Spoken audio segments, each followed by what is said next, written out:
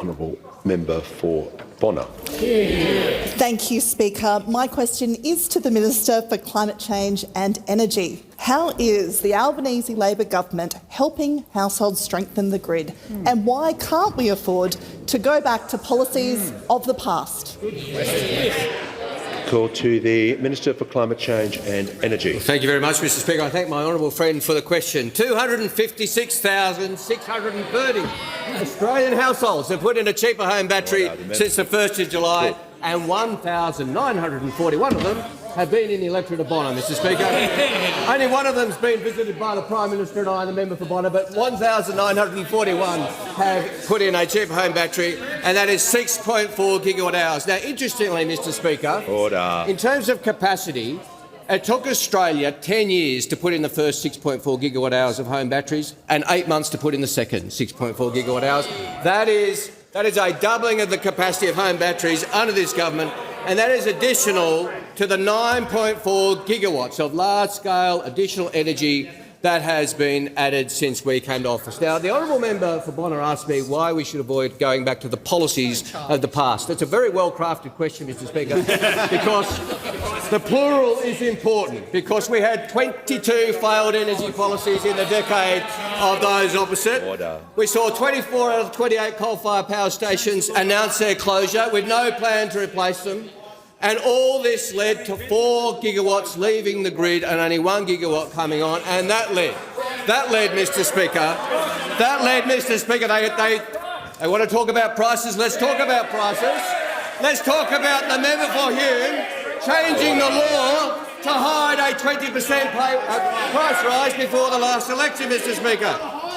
I'll table the regulation, Mr Speaker. The now Leader of the Opposition hiding a 20% energy price rise. But just as concerning as the Minister's got to pause for a moment. There's just far too much noise from both sides of the chamber.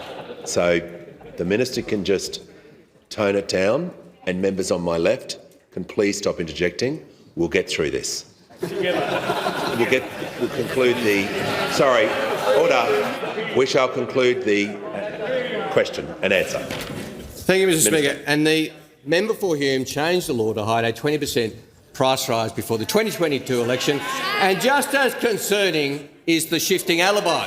First he denied doing it. On the 26th of October, he was asked about the regulation I just tabled, and he said, no, I didn't. And then he later claimed it was the Australian Energy Regulator on the 26th of October. He said, the AER puts it out, not me. I didn't see it. He said. And then, Mr Speaker, on the 1st of November, the story changed, and the member for Hume was asked, does that mean you actually did sign a regulation, that the effect of it was to delay the release of pricing information, and he finally fessed up? The Minister is referring to the member for Hume when he was the member for Hume. We're not going to get into this continual... He wasn't Leader of the Opposition at the time. I'm listening carefully to what he's saying. He's referring to in a previous capacity. Well, Standing Order 64 is very important.